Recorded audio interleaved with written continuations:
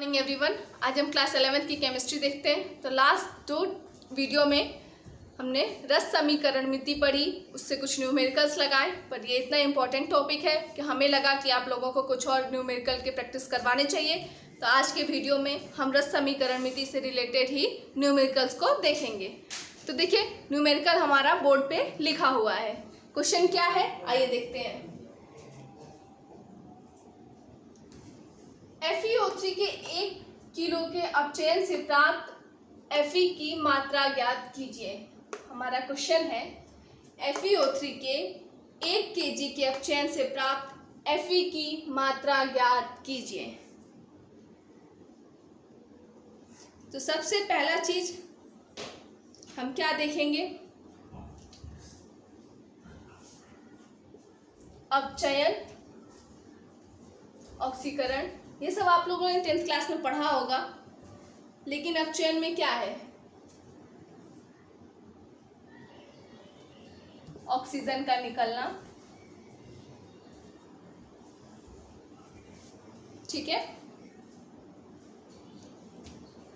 Hydrogen का जुड़ना,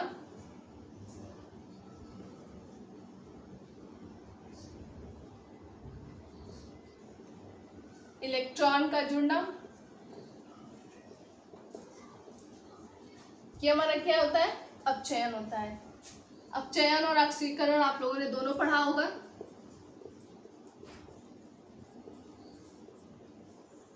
ऑक्सीकरण में सेम इसका उल्टा होता है, ऑक्सीजन का जुड़ना,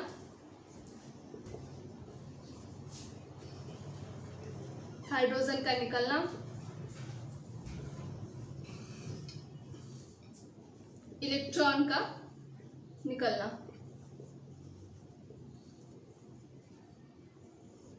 तो ऑक्सीकरण और अपचयन क्या होता है, एक सिंपल लैंग्वेज में आप समझ गए। आप इस सबको नोट करते जाइए। वैसे तो आपने 10th क्लास में ये सब पढ़ा होगा, चूंकि आप 11th के स्टूडेंट हैं, तो ये सब नॉर्मल चीज़ें बताने की ज़रूरत नहीं है।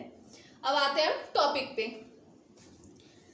तो सबसे पहले क्या है, हम रिएक्शन देखते हैं। रिएक्शन बनाएंगे, हमारा रिएक्शन क्या बनता है।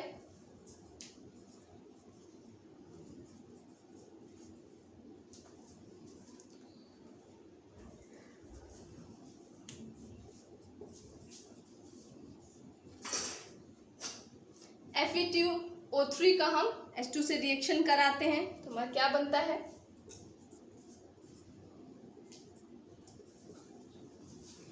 Fe प्लस H2O बनता है। देन हमारा फर्स्ट स्टेप क्या है, रिएक्शन को बैलेंस करना।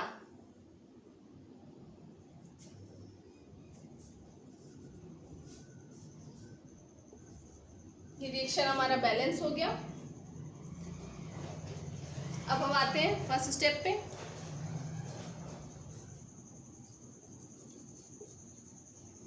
एक मोल Fe2O3, 3 मोल H2, 2 मोल Fe और 3 मोल H2O। ठीक है, समझ में आ रहा होगा आपको। अगर हम इसको ग्राम के फॉर्म में चेंज करें,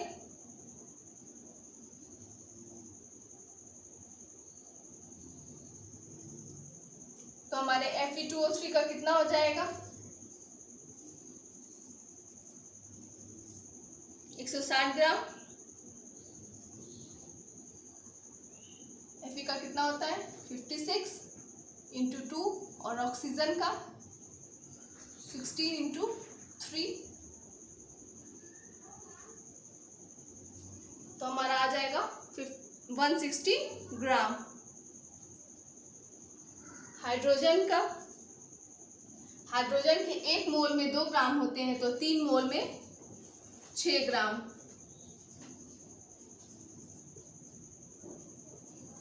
Fe का,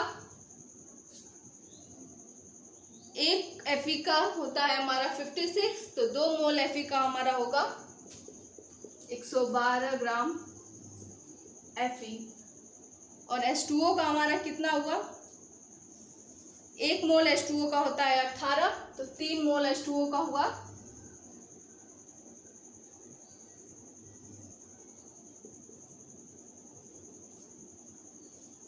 54 ग्राम।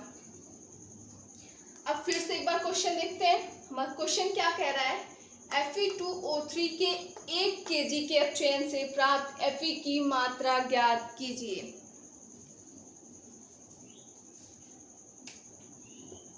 एक kg में 1000 ग्राम, ठीक है।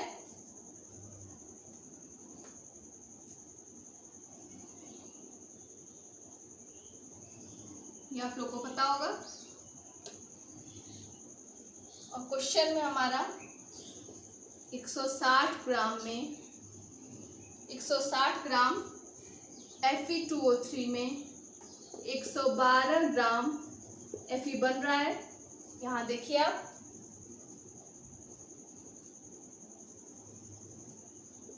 तो 1 ग्राम Fe2O3 के लिए हमारा हो जाएगा 112/160 ग्राम Fe। लेकिन क्वेश्चन में हमारा 1 kg पूछा है, दैट मीन्स 1000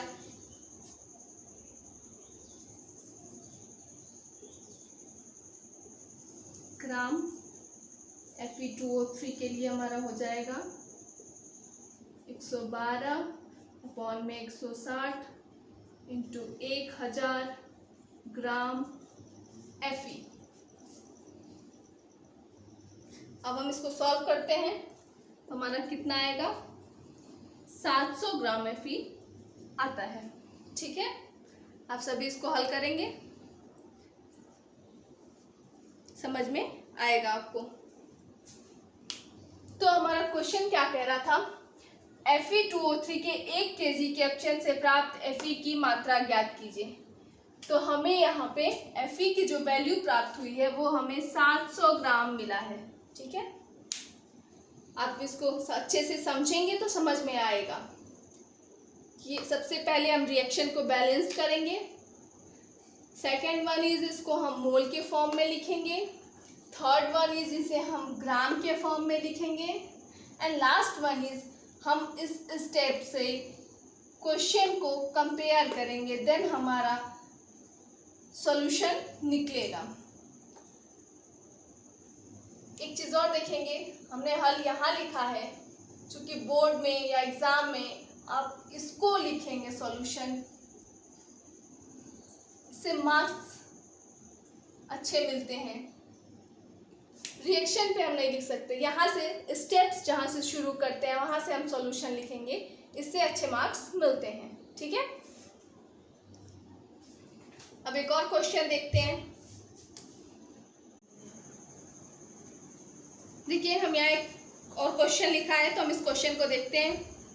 क्वेश्चन है हमारा, सोडियम क्लोराइड के 5.850 ग्राम के सिल्वर नाइट्रेट की अधिकता में क्रिया कराने पर सिल्वर क्लोराइड की मात्रा ज्ञात कीजिए, ठीक है।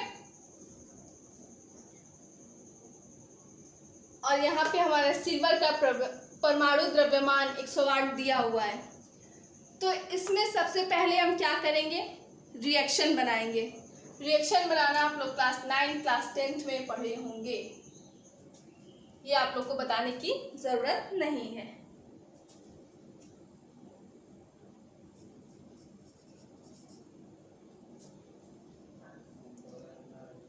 सोडियम क्लोराइड जो है वो सिल्वर नाइट्रेट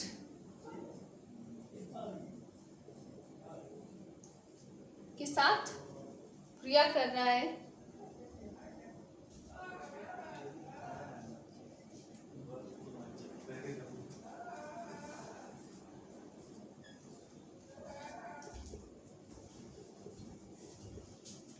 ठीक है, हमने रिएक्शन बनाया, तो हमारा पहला स्टेप क्या है, रिएक्शन को बैलेंस्ड करना।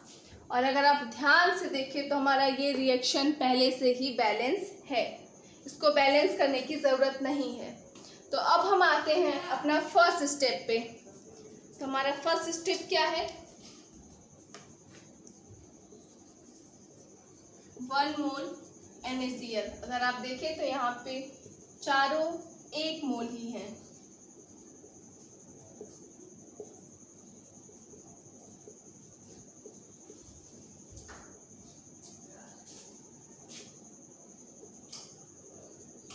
1 मोल NaNO3। ठीक है, आपको समझ में आ रहा होगा। अब हम इसको ग्राम के फॉर्म में लिखते हैं, देखते हैं।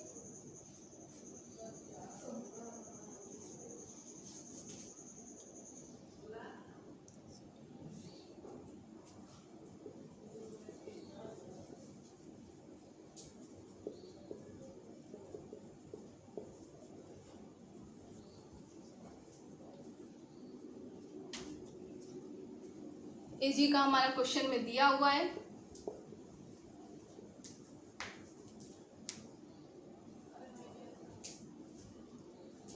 नाइट्रोजन का सबको पता होगा।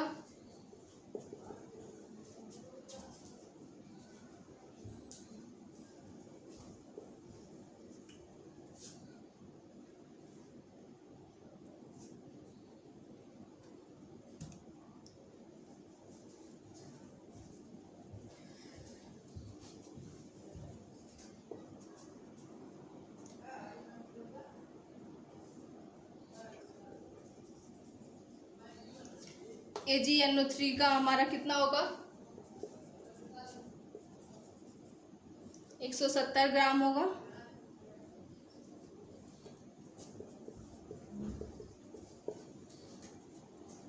और NaNO3 का हमारा कितना होगा?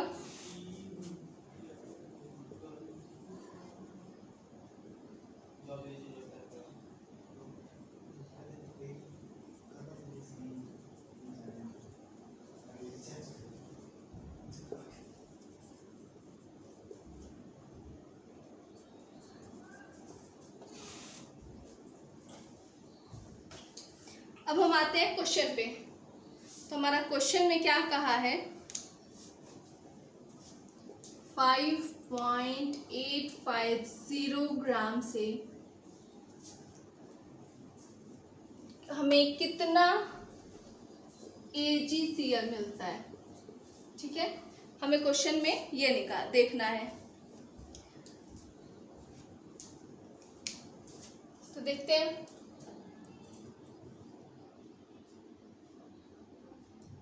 ये हमारे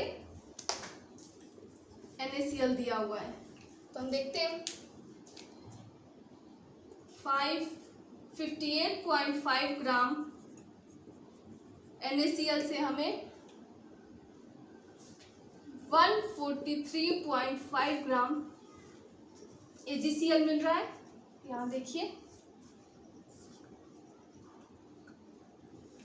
तो 1 ग्राम NaCl से हमें कितना मिलेगा? 143.5 अपॉन में 58.5 ग्राम AgCl। और हमारा क्वेश्चन में दिया हुआ है 5.850 ग्राम में हमें निकालना है। 5.850 ग्राम NaCl में हमें फाइंड आउट करना है। तो 143.5 58.5 इंटू 5.850 ग्राम AgCl।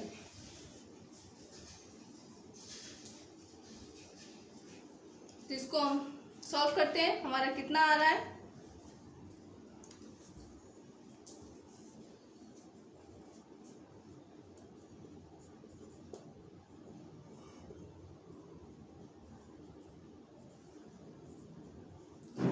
(14.35 AgCl ग्राम हमें मिल रहा है। एक बार फिर से देखते हैं। सोडियम क्लोराइड के 5.85 ग्राम में सिल्वर नाइट्रेट की अधिकता में क्रिया करने पर AgCl की मात्रा ज्ञात कीजिए, जिसमें हमारा Ag का परमाणु द्रव्यमान 108 दिया हुआ है। तो सबसे पहले हम क्या करेंगे कि रिएक्शन बनाएंगे। NaCl प्लस AgNO3 हमने रिएक्शन कराया, हमें AgCl प्लस NaNO3 मिला। देन हम उसके बाद चेक करेंगे कि हमारा रिएक्शन बैलेंस है कि नहीं। तो हमारा रिएक्शन पहले से ही बैलेंस्ड है।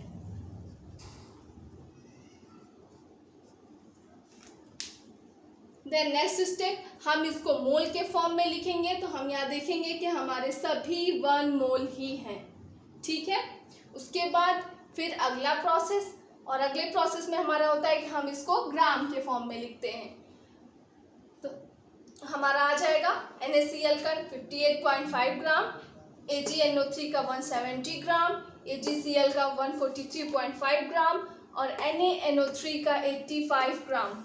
देन हमारा क्वेश्चन है कि 5.850 ग्राम NaCl से हमें कितना AgCl मिलता है।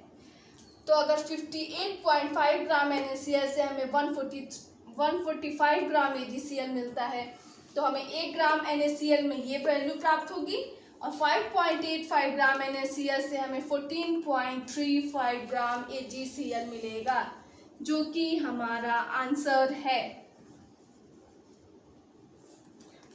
अब हम आगे आप लोगों को होमवर्क के रूप में 2 क्वेश्चन लिखते हैं और जिसका आप लोग आंसर मुझे कमेंट में देंगे। देखिए यहाँ पे हमने 2 क्वेश्चन लिखा है। पहले देखिए दोनों क्वेश्चन क्या है। तो हमारा क्वेश्चन 1 है 100 डिग्री सेल्सियस पर 3 ग्राम एथेन का पूर्ण दहन होता है। STP पर आवश्यक ऑक्सीजन का आयतन व प्राप्त CO2 का आयतन क्या होगा। और हमारा क्वेश्चन नंबर 2 है निम्न अभिक्रिया में H2 के 10 ग्राम N2 से क्रिया करते हैं, STP पर NH3 का आयतन क्या होगा। ठीक है, तो सबसे पहले ये हमारा रस समीकरण नीति के प्रोसेस के थ्रू ही होगा। आपने इससे पहले के तीनों वीडियो में इसको देखा है और आपको अच्छे से समझ में आ गया होगा। जिसका डाउट बिल्कुल अच्छे से क्लियर होगा वो कर लेगा। सबसे बड़ी चीज़ इस क्वेश्चन में STP पर आयतन पूछा हुआ है, ऑक्सीजन का आयतन और CO2 का आयतन। तो जब आप रस समीकरण नीति पढ़ रहे थे तो उसकी विधि में हमने देखा था आयतन से भी रिलेटेड एक स्टेप था। हम आपको हिंट करते हैं क्या, जैसे हमारा 1 मोल के लिए STP पर 22.4 लीटर वैल्यू थी, तो यहाँ पे ये वही वैल्यू पुट करनी है। तो 1 मोल के लिए 22.4 लीटर वैल्यू थी, तो वो ऑक्सीजन के लिए भी हो सकती है और CO2 के लिए भी ये वैल्यू सेम होगी। तो आप इसको सॉल्व करिएगा और कमेंट सेक्शन में इसका आंसर लिखिएगा। दोनों क्वेश्चन नियर अबाउट सेम है, दोनों में हमें आयतन निकालना है। इसमें ऑक्सीजन और CO2 का आयतन निकालना है और इसमें NH3 का आयतन निकालना है। STP पर आपको वैल्यू अच्छे से पता है कि 22.4 लीटर होता है एक वैल्यू का। तो थैंक यू, और फिर देखते हैं कल एक नए टॉपिक के साथ। Thank you.